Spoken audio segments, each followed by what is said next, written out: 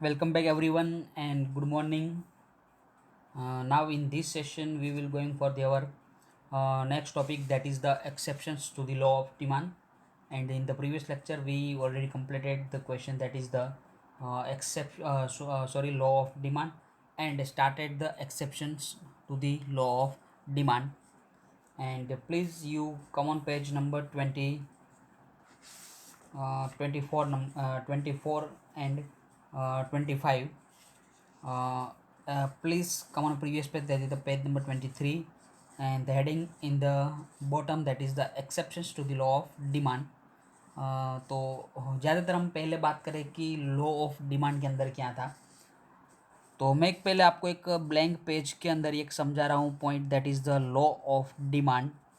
तो और आप, हाँ, हमने जो प्रीवियस लेक्चर में सीख भी लिया था, उनके बारे में डिस्कशन भी किया था about the law of demand.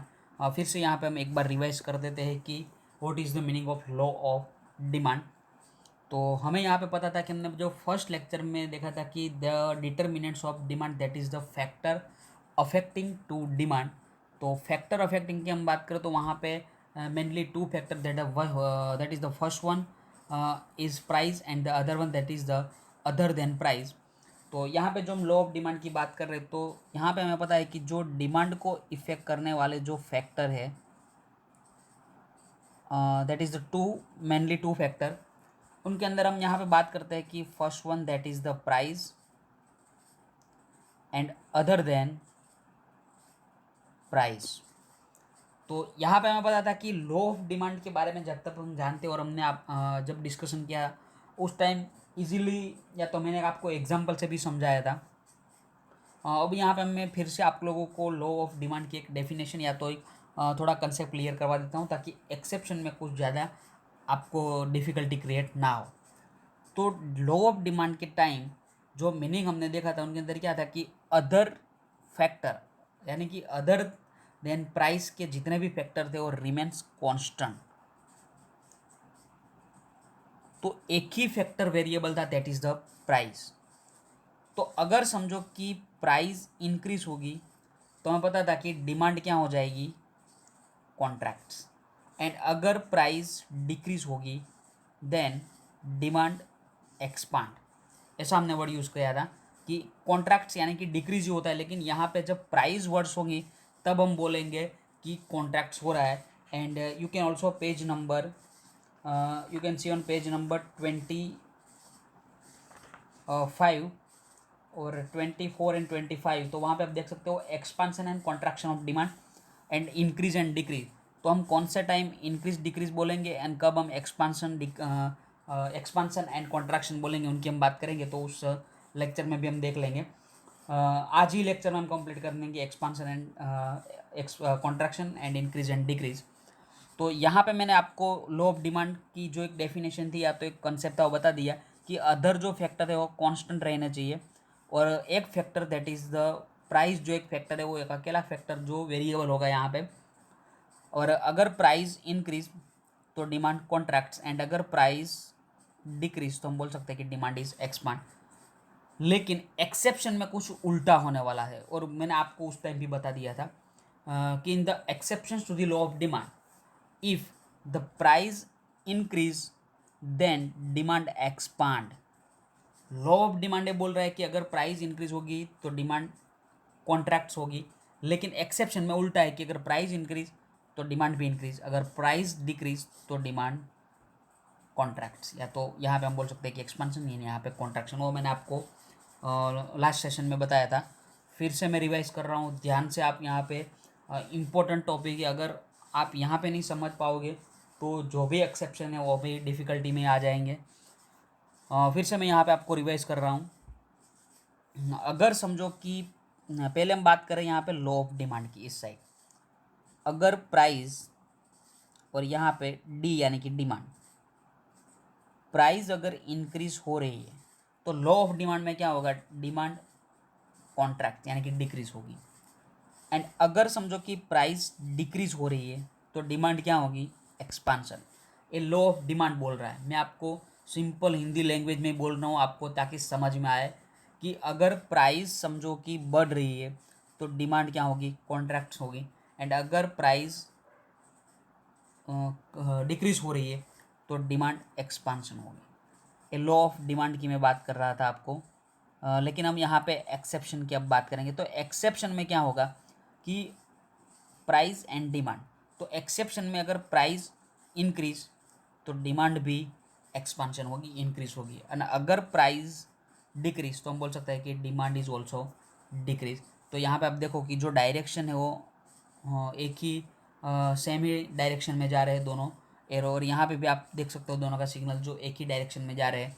और यहाँ पे जो लॉ ऑफ डिमांड है वहाँ पे दोनों अलग अलग डायरेक्शन में। तो एक्सेप्शन में क्या हुआ है, टोटली उल्टा, कि जो लॉ ऑफ डिमांड में नहीं है वो यहाँ पे हो रहा है। अब हम समझ रहे हैं कि क्या है लॉ ऑफ डिमांड की एक्सेप्शन। तो जो लास्ट सेशन की हम बात करें तो उस सेशन में हमने प्रेस्टिजियस गुड्स देख लिया था कि जो रिच पीपल है वो लोग अपने स्टेटस के लिए जो प्रोडक्ट, जो गुड्स एंड सर्विस की प्राइस ज़्यादा है उनको ही वो लोग कंजम्पशन कर रहे हैं। आज हम देखते हैं जो सेकेंड है, that is the extremely low price goods. Certain goods are extremely low price goods and hence the entire consumption expenditure on such a goods form a very small proportion of the consumer's income। यानी कि कुछ goods ऐसे होते हैं कि उनकी price क्या होती है, लो प्राइस। एग्जाम्पल हम देख सकते हैं कि पिन से, या तो स्टेपलर पिन्स की हम बात कर रहे हैं। तो अगर स्टेपलर पिन की हम बात करें तो हमें पता है कि 5 या तो 7 या तो 9 रुपीज़ में वो बॉक्स आ रहा है, उनके अंदर 1000 पिन आती है। तो स्टेपलर स्किन पिन की जो प्राइस है वो क्या है, बहुत ही कम प्राइस है, वेरी लो प्राइस गुड्स है, एक्सट्रीमली लो प्राइस गुड्स। तो ये भी एक्सेप्शन में ही आ जाएंगे। क्यों? क्योंकि हमें पता है कि अगर समझो कि स्टेपलर की प्राइस इंक्रीज होकर हो गई 5 रुपीज़ टू 10 रुपीज़, तो मुझे जहाँ तक पता है कि कोई भी बंदा हो स्टेपलर का यूज़ कम नहीं करेगा, यानी कि स्टेपलर की डिमांड डिक्रीज होने वाली नहीं है।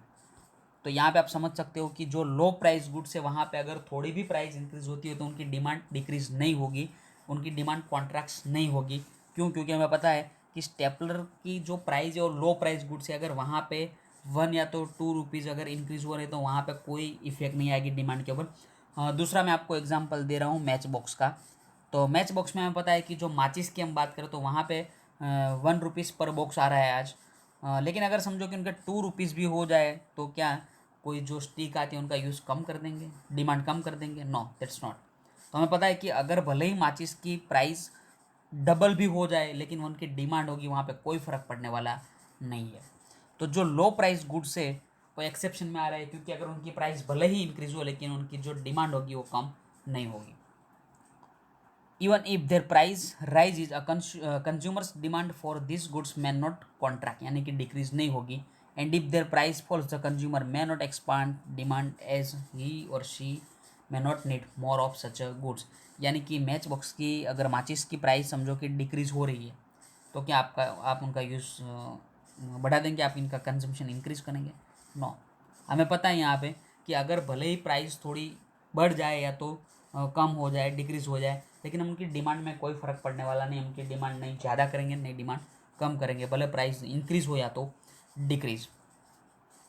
The next exceptions that is the given goods, और given goods is the most important for your examination in the second question, that is the short answer for the 2 marks question.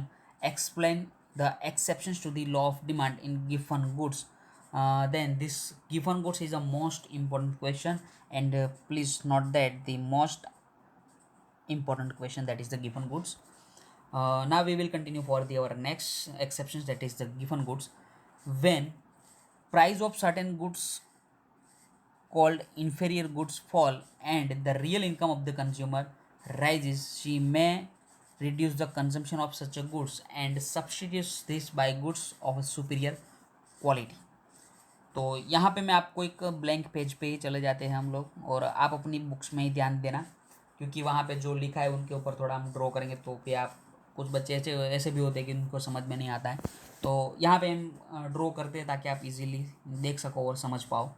और जो आपको reading, या तो हमें जो books की हम बात करें तो आप अपनी बुक्स ओपन करके रखिएगी। Come on page number 24। जिन स्टूडेंट ने बुक्स अभी तक ओपन नहीं की हो 24 पे आ जाए। तो वहाँ पे आप देख सकते हो कि third exceptions, that is the given goods. तो अगर हम गिवन गुड्स की बात करें तो वहाँ पे लिखा है कि when the price of certain goods called inferior goods fall then the real income of consumer rises, यानी कि रियल इनकम का कंसेप्ट है और मैंने आपको शायद बता भी दिया है कि what is the meaning of real income. फिर से मैं यहाँ पे एक एग्जांपल ले रहा हूँ। समझो कि आपकी इनकम है 50 रुपीज़ और उस टाइम हम बोल सकते हैं कि हमारी जो एक्सपेंस मार्केट का बताए, या तो यहाँ पे मैं एग्जांपल लेते हैं कि मिल्क की जो प्राइस है वो 25 रुपीज़ पर लीटर, और उस दिन आप कितना लीटर मिल्क परचेस करते हो? 2 लीटर कर सकते हो मैक्सिमम। क्यों? क्योंकि 25 × 2 यानी कि 50 रुपीज़ आपका एक्सपेंस हो जाएगा जब मॉनिटरी इनकम 50 है तब। अब समझो कि सेकेंड में कंडीशन बता रहा हूँ कि मॉनिटरी इनकम तो 50 रुपीज़ ही है, लेकिन जो मिल्क की प्राइस 25 रुपीज़ पर लीटर थी वो डिक्रीज होकर हो गई 10 रुपीज़ पर लीटर। तो यहाँ पे आपकी रियल इनकम इंक्रीज हो रही है। क्यों? क्योंकि आपका जो आपके पास जो पैसे हैं उनकी वैल्यू भी बढ़ रही है। कि पहले आप 50 रुपीज़ में you can only purchase 2 litre milk, but in now in this situation from your monetary income that is the ₹50, and now you can purchase the 5 litre milk out of ₹30। यानी कि पहले जब 25 रुपीज़ प्राइस थी उस time आपकी जो monetary value थी 50 rupees, उनकी वैल्यू भी कम थी कि 2 लीटर ही मिल्क आप परचेस कर सकते थे, लेकिन आज 5 लीटर, यानी कि आपकी रियल इनकम यहाँ पे बढ़ रही है। क्यों? क्योंकि प्राइस डिक्रीज होने से आपकी जो रियल इनकम है वो इंक्रीज होगी। तो यहाँ पे क्या होगा कि समझो कि आपकी बुक्स पे ये मैं आप यहाँ पे डिस्प्ले के अंदर कोई चेंज नहीं कर रहा हूँ, ब्लैंक पेज ही रखूँगा, कुछ समझाने की ज़रूरत पड़े तो आप अपने बुक्स के अंदर कॉन्सेंट्रेट कर रहा, मैं जहाँ पे रीडिंग कर रहा हूँ, और अंडरलाइन बताओ वहाँ पे अंडरलाइन भी कर देना। तो जहाँ पे लास्ट में हमने देखा कि जो अगर प्राइस है जो सर्टेन गुड्स यानी कि इन्फीरियर गुड्स, उनकी प्राइस अगर डिक्रीज होगी तो हम यहाँ पे बोल सकते हैं कि जो हमारी रियल इनकम है, RI लिख देता हूँ मैं, यानी कि रियल इनकम वो क्या हो जाएगी? इंक्रीज। तो अगर कंज्यूमर की रियल इनकम इंक्रीज हो रही है then she may reduce the consumption of such goods, यानी कि जो इन्फीरियर गुड्स है उनको यूज़ क्या करेंगे? कम करेंगे। Reduce the consumption of such goods and substitute the this by goods of a superior quality, यानी कि जो सब्सटीट्यूट की बजाय हम बात करें कि जो इन्फीरियर गुड्स है उनकी जगह जो सुपीरियर क्वालिटी के जो गुड्स होंगे उनका कंजम्पशन हम यहाँ पे इंक्रीज करेंगे, जो हम नेक्स्ट पैरा में आपको एग्जांपल के साथ नहीं समझा दूंगा। This goods were name after Robert Giffen, तो यहाँ पे जो गिफन गुड्स का नाम हम बोल सकते हैं कि किसने दिया, तो आपको यहाँ पे याद रखना है कि गिफन गुड्स का जो नाम है और रॉबर्ट गिफन ने दिया हुआ, अंडरलाइन भी कर देना। MCQ या तो 1 सेंटेंस में पूछ सकते हैं कि रॉबर्ट गिफन जो था उसने यहाँ पे गिफन गुड्स के नाम दिए हैं। Who made such a observation and explain this idea, and such a goods are necessary good and are purchased by low income group, यानी कि जो फैमिली या तो जिन लोगों की इनकम कम है वो इन्फीरियर गुड्स का यूज़ करते हैं। लेकिन क्यों एक्सेप्शन में आता है, तो आप एग्जांपल के ऊपर आ जाइए। अब मैं यहाँ पे आपको स्क्रीन पर भी आप देख सकते हो example. For example a person with low income purchases ज्वार और बाजरा, यानी कि यहाँ पे जो हम कंपैरिजन कर रहे हैं कि बाजरा एंड वीट, तो हमें ज़्यादातर पता है कि जो बाजरा है उनकी प्राइस कंपेरेटिव टू वीट क्या होती है? कम ही होती है, लेस प्राइस होती है। When the price of bajra falls very low, यानी कि बाजरा की जो प्राइस है वो क्या हो रही है? डिक्रीज हो रही है। The real income of the consumer tends to increase, यानी कि कस्टमर की रियल इनकम क्या हो रही है? इंक्रीज। मैंने आपको एग्जांपल से बताया था कि अगर कोई भी प्रोडक्ट की प्राइस डिक्रीज होती है तो आपकी रियल इनकम में आपकी रियल इनकम है जो इंक्रीज होती है।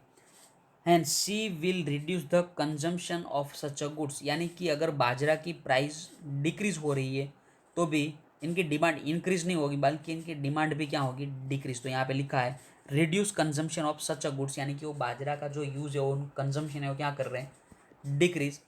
And will purchase more of wheat, यानी कि जो वीट ज़्यादा परचेज कर रहे हैं तो वीट की डिमांड इंक्रीज होगी, which is the superior goods. क्यों? क्योंकि उन लोगों को लगता है कि अगर हमारी रियल इनकम यहाँ पे इंक्रीज हो रही है तो हम लोअर क्वालिटी के प्रोडक्ट को क्यों यूज़ करें, उनकी जगह उनका जो भी सब्सटीट्यूट है सुपीरियर क्वालिटी उनका यूज स्टार्ट कर देते। वे लोग क्या करते हैं कि अगर जो गिफन गुड्स के अंदर जो लो प्राइस भले ही हो रही है तो उनकी इनकम ऐसे भी रियल इनकम बढ़ रही है तो लोग क्या करते हैं बाजरा से कहाँ पे शिफ्ट हो जाते हैं, वीट के ऊपर। And another example is that the vegetable वनस्पति घी एंड प्योर घी। तो हमें पता है कि मार्केट के अंदर वनस्पति घी यानी कि वेजिटेबल घी भी मिल रहे हैं और pure ghee.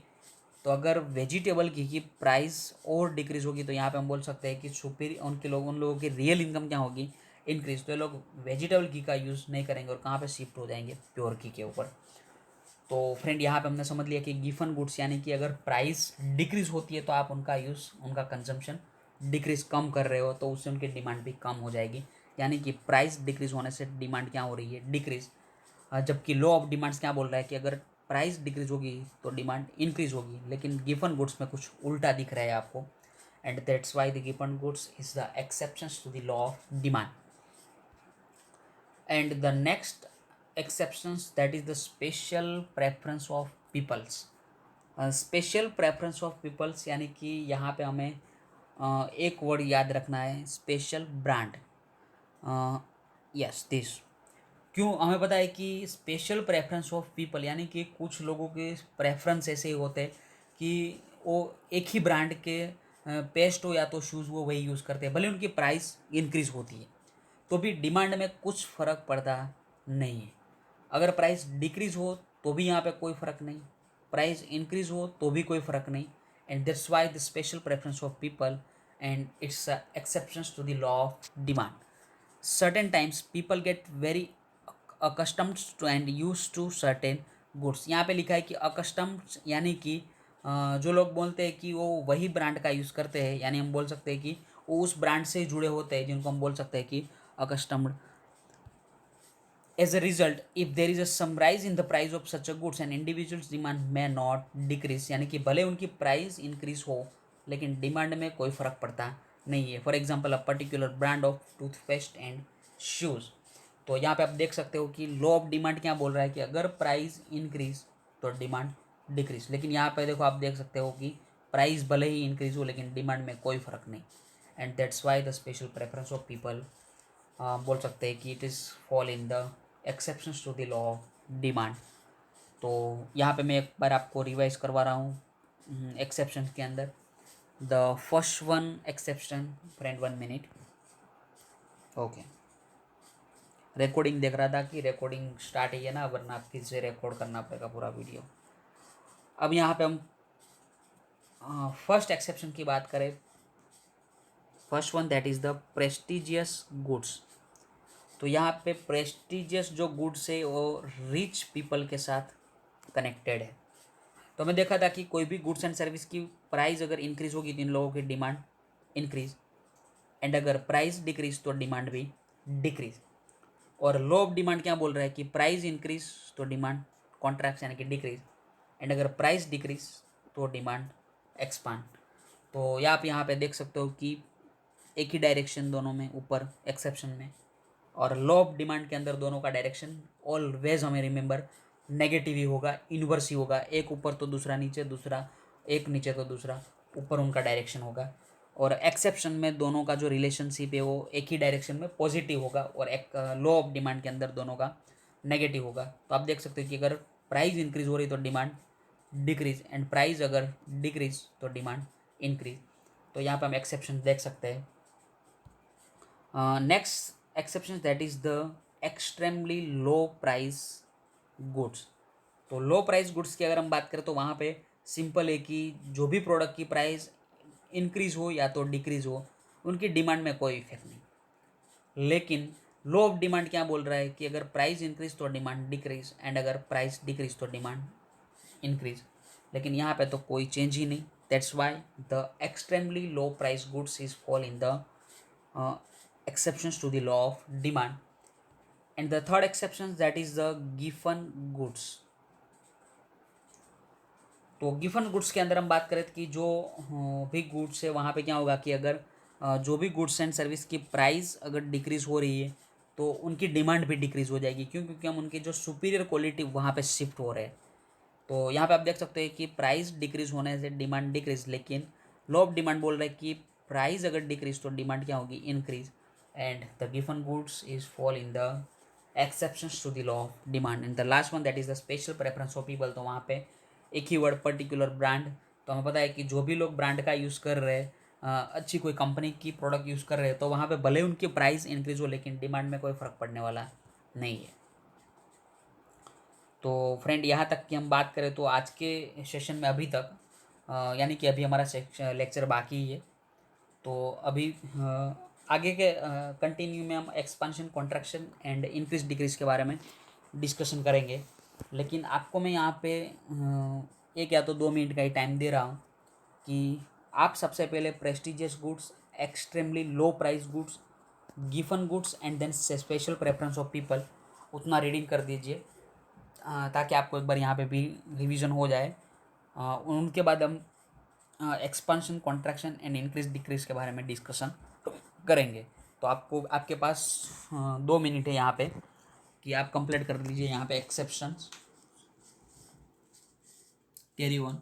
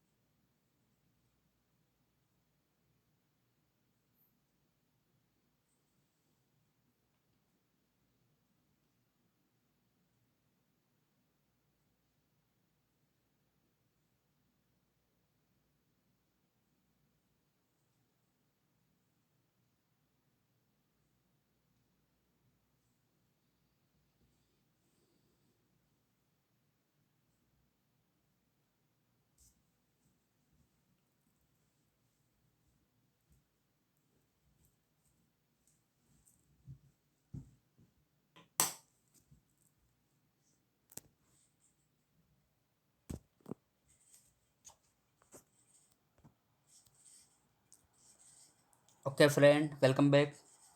Our next topic, that is the expansion and contraction of demand and then increase and decrease in demand। तो यहाँ पे दोनों पॉइंट में थोड़ा ही डिफरेंस है, दोनों को हम साथ में ही समझने की पहले ट्राई करेंगे कि क्या कंसेप्ट है दोनों का, कि कब हम एक्सपांशन एंड कॉन्ट्रैक्शन कहेंगे डिमांड को और कब हम इंक्रीज एंड डिक्रीज कहेंगे। देखो दोनों का मीनिंग तो सेम ही है कि अगर एक्सपांशन यानी कुछ इंक्रीज होना, कॉन्ट्रैक्शन यानी कि डिक्रीज होना, लेकिन कब हमें इंक्रीज एंड डिक्रीज वर्ड का यूज़ करना है और कब हमें एक्सपांशन एंड कॉन्ट्रैक्शन का यूज़ करना है, दोनों में थोड़ा यहाँ पे डिफरेंस है और पहले हम देखेंगे। और आपको मैंने at the time of law of demand मैंने बता ही दिया था कि हम एक्सपांशन एंड कॉन्ट्रैक्शन यहाँ पे क्यों वर्ड को यूज़ कर रहे हैं। तो यहाँ पे हम स्टार्ट कर रहे हैं फिर से। आप रिमेंबर लॉ ऑफ डिमांड को याद करिए यहाँ पे, कि वहाँ पे हमने देखा था लॉ ऑफ डिमांड के अंदर कि प्राइस जो है वो इंक्रीज या तो डिक्रीज होगी और बाकी के फैक्टर रिमेन्स कांस्टेंट, और तो जो इफेक्ट डिमांड के ऊपर होगी वहाँ पे हम बोल सकते हैं कि that is the expansion and contraction of demand. तो फिर से मैं आपको यहाँ पे समझा रहा हूँ कि हाँ, इस साइड में बात करेंगे एक्सपेंशन कॉन्ट्रैक्शन की, एंड यहाँ पे इंक्रीज एंड डिक्रीज। ओके, अब समझो कि सबसे पहले हमने first question that is the meaning of demand and factors affecting to demand, वहाँ पे हमने देखा था कि जो भी फैक्टर डिमांड को अफेक्ट कर रहे हैं that is the price and other than price. OTP मैंने लिखा है, ओटीपी यानी कि अदर देन प्राइस, फुल मैं नहीं लिख रहा हूँ, बाकी तो आपको पता है कि जगह भी कम पड़ेगी थोड़ी। ओटीपी यानी कि अदर देन प्राइस, और यहाँ पे एक फैक्टर है कि प्राइस। तो एक्सपांशन एंड कॉन्ट्रैक्शन की हम पहले बात कर रहे हैं, तो एक्सपांशन एंड कॉन्ट्रैक्शन में क्या होगा कि एक ही फैक्टर वेरिएबल होगा that is the price, and जो ओटीपी है अदर देन प्राइस और फैक्टर कैसे रहेंगे, कांस्टेंट। जो लॉ ऑफ डिमांड में हमने समझा था वही सेम टू सेम है यहाँ पे फ्रेंड, कि ओटीपी अदर देन प्राइस जो कांस्टेंट रहेंगे और एक ही फैक्टर की जो वेरिएबल होगा, वेरिएबल यानी कि उसमें कुछ चेंज होगा, दैट इज द प्राइस। तो अब यहाँ पे हम समझने की फ्रेंड ट्राई करेंगे कि प्राइस अगर समझो कि इंक्रीज हो रही है तो जो डिमांड है वो क्या होगी, कॉन्ट्रैक्शन। एंड अगर प्राइस डिक्रीज हो रही है तो डिमांड क्या होगी, एक्सपांशन। तो यहाँ पे मैं इंक्रीज एंड डिक्रीज नहीं बोल रहा हूँ, ध्यान रखना फ्रेंड, कि जब प्राइस में कुछ भी चेंज हो और उनकी इफेक्ट डिमांड के ऊपर आ रही है तो यहाँ पे हम समझ सकते हैं कि प्राइस के रीज़न पे एक ही factor, that is the price, अगर प्राइस वहाँ पे अफेक्ट कर रहा है और ओटीपी अदर देन प्राइस जो कांस्टेंट है, तो प्राइस की वजह से जो भी चेंज डिमांड पे हो रहा है तो वहाँ पे हम इंक्रीज डिक्रीज नहीं बोलेंगे। We will use the word that is the expansion, sorry contraction and expansion. कि अगर प्राइस में कोई भी चेंज होता है, कोई भी वेरिएशन होता है, उनकी इफेक्ट डिमांड पे आती है तो वहाँ पे हम expansion and contraction word use करेंगे। तो यहाँ पे मेरे ख्याल से आपको समझ में आ ही गया होगा कि कब हमें expansion and contraction word use करना है, कि प्राइस से अगर कोई भी चेंज हो रहा है तो एक्सपांशन एंड कॉन्ट्रैक्शन। तो इंक्रीज डिक्रीज की हम यहाँ पे बात करेंगे तो हम इंक्रीज एंड डिक्रीज कब बोल सकते हैं, तो इंक्रीज एंड डिक्रीज हम तब बोलेंगे, आपको मैं यहाँ पे समझा रहा हूँ।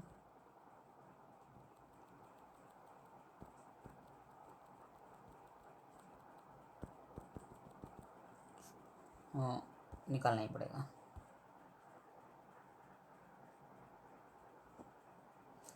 Expansion, contraction, increase, decrease. तो यहाँ पे मैंने आपको एक्सपांशन एंड कॉन्ट्रैक्शन के बारे में बता दिया कि the only one factor that is the variable and it is the price, and जो बाकी के remaining factor that is constant. तो जो इफेक्ट होगी डिमांड के ऊपर वहाँ पे हम बोल सकते हैं कि expansion and contraction. And increase decrease की हम बात करें फ्रेंड, फिर से वही प्राइस, ओटीपी। तो प्राइस जो एक फैक्टर है वो यहाँ पे कांस्टेंट रहेंगे। देखो कुछ उल्टा हो रहा है, एक्सपांशन एंड कॉन्ट्रैक्शन में ओटीपी कांस्टेंट था और इंक्रीज डिक्रीज में जो फैक्टर कांस्टेंट है वो प्राइस, एंड जो अदर फैक्टर है वहाँ पे इंक्रीज या तो डिक्रीज हो सकते हैं फैक्टर। तो यहाँ पे आप शायद समझ ही रहे होंगे कि एक्सपांशन एंड कॉन्ट्रैक्शन में जो फैक्टर कांस्टेंट थे वो OTP other than price, and increase and decrease में जो फैक्टर कांस्टेंट है दैट इज़ द प्राइस। तो अब समझो कि ओटीपी यानी कि अदर देन प्राइस के जो भी फैक्टर है वहाँ पे कोई भी चेंज हो और उससे हमारी जो डिमांड है वो इंक्रीज हो तो हम वर्ड यूज़ करेंगे इंक्रीज। एंड अगर कोई भी ऐसा फैक्टर कि उनसे जो डिमांड कम हो, डिक्रीज हो, तो वहाँ पे हम वर्ड यूज़ करेंगे decrease. We can't use the word expansion and contraction. क्यों, यहाँ पे अदर देन प्राइस जो के जो भी फैक्टर है वो अगर डिमांड के ऊपर अफेक्ट करे तो हम डिमांड के लिए यहाँ पे expansion and sorry increase and decrease का यूज़ करेंगे। लेकिन अगर प्राइस से जो भी इफेक्ट हो रही है डिमांड के ऊपर वहाँ पे हम एक्सपांशन एंड कॉन्ट्रैक्शन का यूज़ करेंगे। और ओटीपी से कोई इफेक्ट होगी तो वहाँ पे इंक्रीज एंड डिक्रीज। तो शायद आप लोग यहाँ पे कॉन्सेप्ट समझ रहे होंगे। और अब हम समझते हैं expansion and contraction of demand. Please come on page number 24 and you can also see in your display screen the question that is the expansion and contraction of demand when other determinants are assumed to remain constant। तो मैंने आपको बोला था OTP यानी कि other than price के जो भी है वो क्या है, कांस्टेंट है। OTP is a constant and price is a varied यानी कि वेरिएबल, उसमें कुछ चेंज होगा। And there is a expansion and contraction of demand. तो अगर प्राइस वेरिएड यानी कि वेरिएबल है तो उससे जो इफेक्ट होगी that is the expansion and contraction. When price falls keeping other determinants constant, तो फिर से वही कि प्राइस क्या हो रही है, डिक्रीज, और अदर डिटर्मिनेंट्स तो कांस्टेंट ही रहने वाले। And there is an expansion in demand यानी कि उससे डिमांड में क्या इफेक्ट होगी, that is the expansion. And accordingly when price rises यानी कि प्राइस इंक्रीज हो रही है, when other determinants do not change that is the constant, and then there is a contraction of demand यानी कि डिमांड इज अ कॉन्ट्रैक्शन। तो यहाँ पे आप इफेक्ट देख रहे हो दोनों की। फ्रेंड यहाँ पे मेरे जो ख्याल में आ रहा है कि आप लोग शायद समझ रहे हो। यहाँ पे पॉइंट थोड़ा डिफिकल्ट है समझने में, या तो हम बोल सकते हैं कि समझाने में मेरे को यहाँ पे थोड़ी तकलीफ़ हो रही है, लेकिन ऑनलाइन ही इसीलिए क्योंकि आपका रिव्यू तो मेरे को मिल पाएगा ना कि हाँ या ना। और अगर ये लेक्चर जब भी आप देखो, आपको मैंने पहले भी बोला था कि कोई भी डिफ़िकल्टी हो तो आप मेरे पर्सनल नंबर पे व्हाट्सअप मेरे को कर दीजिए कि इस क्वेश्चन में डिफ़िकल्टी हो रही है, तो मैं आपको फिर से आपके लिए एक स्क्रीन स्पेशली जो भी स्टूडेंट बोलेगा कि इसमें डिफ़िकल्टी है तो आपको मैं कॉल करके या तो आपको कोई भी मीडियम यूज़ करके आपको मैं आपकी डिफ़िकल्टी सोल्व कर दूंगा। उनका मैं टाइम का वेट नहीं करूँगा। जब भी आप कॉल करोगे within 1-2 days we will solve this doubt. तो यहाँ पे मैं आपको बता रहा हूँ कि आपका जो रिव्यू है मुझे तभी मिलेगा कि आप मेरे को मैसेज करोगे, आप मेरे को कोई समझो कि कोई सिग्नल कर रहे हो तभी। बाकी आप अगर जो लोग को पता चलेगा 5 लोग, वो 5 लोगों को समझ गया, बाकी के लोगों को नहीं समझे समझ में आएगा तो पॉइंट निकल ही जाएगा। तो इसीलिए यहाँ पे मैं आपको रिक्वेस्ट कर रहा हूँ। देखो मेरी यहाँ पे लाइबिलिटी नहीं कि आपको मैं रिक्वेस्ट करूँ कि आप मुझे जो भी डिफ़िकल्टी आपको है वो यहाँ पे रखो मेरे मैसेज पे, या तो ग्रुप के अंदर सब लोग डिस्टर्ब होंगे तो पर्सनल में आप सेंड कर दो। जो भी डिफ़िकल्टी आपको हो यहाँ पे समझने में, हम यहाँ पे आपको एक ग्राफ एंड जो शेड्यूल है उनके ऊपर से आगे हम कंटिन्यू करते हैं। तो मैं फिर से आपको बता रहा हूँ कि कोई भी डिफ़िकल्टी हो तो जो भी जहाँ पे भी डिफ़िकल्टी उनका स्क्रीनशॉट लेकर मेरे को सेंड कर दीजिए। मैं आपको डाउट जो भी आपका होगा I will try to my best. अब यहाँ पे हम एक शेड्यूल एंड एक ग्राफ दिए है, वहाँ पे समझ रहे हैं कि एक्सपांशन एंड कॉन्ट्रैक्शन में हमें पता है कि जो चेंज होने वाला है वो प्राइस में होने वाला है। तो यहाँ पे आप देख सकते हो कि price price of the commodity, and बाजू में जो यहाँ पे कॉलम है दैट इज द डिमांड। तो अब यहाँ पे आप देखना कि सबसे पहले हम मिड में चले जाते हैं, that is the price of the commodity is ₹3। जब प्राइस ₹3 है उस टाइम डिमांड 3 यूनिट की है।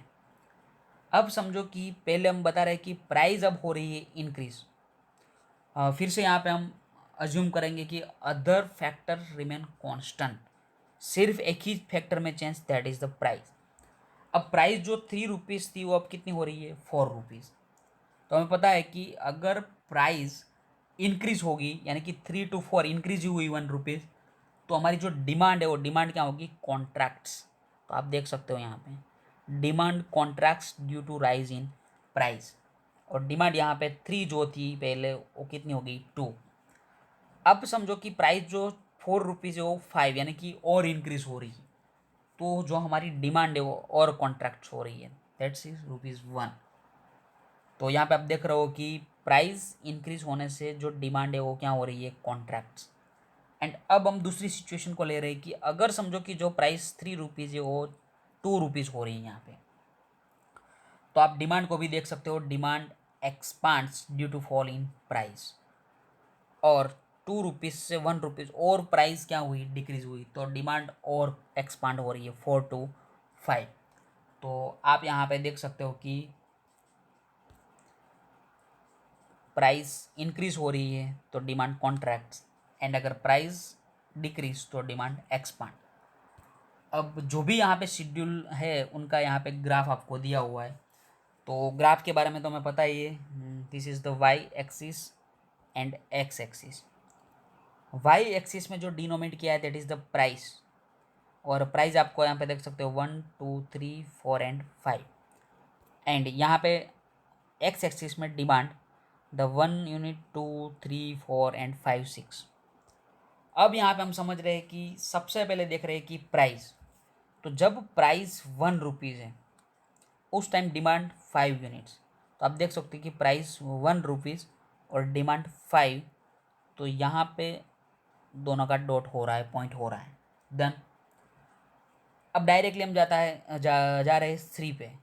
जब प्राइस ₹3 है तब डिमांड 3 यूनिट्स की, तो ₹3 प्राइस 3 यूनिट डिमांड, और दोनों का डॉट जो आ रहा है वो यहाँ पे, ओके। अब डायरेक्टली ₹5 पे जा रहे हैं। जब ₹5 प्राइस है तब डिमांड है 1 यूनिट की, डन। यानी कि यहाँ तक को आपको समझ में आ गया ही होगा। तो यहाँ पे हम देख सकते हैं कि जो मिड पॉइंट हमने यहाँ पे 3 से लिया था कि प्राइस इंक्रीज होने से जो हमारी डिमांड है वो क्या हो रही है, यहाँ पे कॉन्ट्रैक्शन हो रही है, एंड प्राइस डिक्रीज होने से हमारी जो डिमांड है वो क्या हो रही है, एक्सपांड हो रही है। बस तो यहाँ तक जो ग्राफ की हम बात करें तो इतना ही है। और आगे जो 2 पैराग्राफ यहाँ पे दिया है वो आपको एक्सप्लेनेशन ही दिया है पेज नंबर 25 पे। In above schedule suppose the initial price is ₹3। आप अपनी बुक्स में कंसंट्रेट करें, मैं यहाँ पे ग्राफ पे जो भी ड्रॉ करने की ज़रूरत पड़ी है वो ग्राफ पे ड्रॉ करूँगा, क्योंकि ताकि आपको समझ में जल्दी आ जाए। तो please concentrate on your books, page number 25 on top. In the above schedule suppose the initial price is 3 and then the initial demand is 3 unit. तो यहाँ पे देख सकते हैं कि इनिशियल प्राइस इज 3, डिमांड भी कितनी है, 3 यूनिट्स की, which is seen at a point A. यहाँ पे आप देख सकते हो when price falls to ₹1, price हो गई ₹1 यानी कि डिक्रीज हुई, द डिमांड एक्सपांड्स 5 यूनिट। यहाँ पे देख सकते हो 3 से 5 की डिमांड हो गई। Which one at a point C, तो यहाँ पे आप सी पॉइंट में देख रहे हो, the movement from point A to C demand curve D D is called expansion of demand. यानी कि जो मूवमेंट हुआ है यहाँ पे, ए जो डिमांड हमारी पहले थी वो सी पे आ गई, तो यहाँ पे जो डिमांड कर्व बना है that is the D D is called expansion of demand.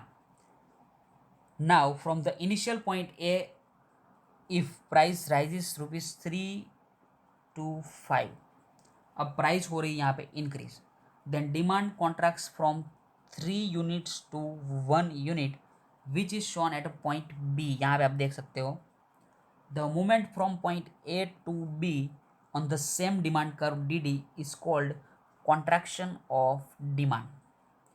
In way expansion and contraction of demand occur on the same demand curve. यानी कि आप देख सकते हो कि कर्व तो एक ही है डी डी, और वही सेम कर्व के ऊपर ही कॉन्ट्रैक्शन भी हो रहा है एंड एक्सपांशन भी हो रहा है। And expansion is a downward movement. तो यहाँ पे आप देख सकते हो कि अगर डाउनवर्ड हो जाए तो एक्सपांशन हो रहा है, and contraction is a upward movement on the demand curve. तो आप लास्ट लाइन में प्लीज एक अंडरलाइन कर दीजिए कि downward movement on the demand curve and contraction is a, sorry second last में लिखा होगा expansion is a downward movement on the demand curve and contraction is a upward movement on the demand curve. तो वहाँ पे आप एक underline कर दीजिए। और यहाँ पे जो कंप्लीट हो रहा है that is the expansion and contraction of demand. और जो इंक्रीज डिक्रीज हम नेक्स्ट लेक्चर में कंटिन्यू करेंगे। आपको कंसेप्ट तो क्लियर ही हो गया इंक्रीज डिक्रीज का, कि इंक्रीज एंड डिक्रीज जो हो रहा है वो ड्यू टू अदर फैक्टर, जो प्राइस के सिवा के जितने भी फैक्टर हैं उनसे इंक्रीज डिक्रीज हो रहा था, जो हम नेक्स्ट लेक्चर में कंटिन्यू करेंगे, क्योंकि आज लेक्चर भी थोड़ा लंबा हो गया और may be more than 30 minutes.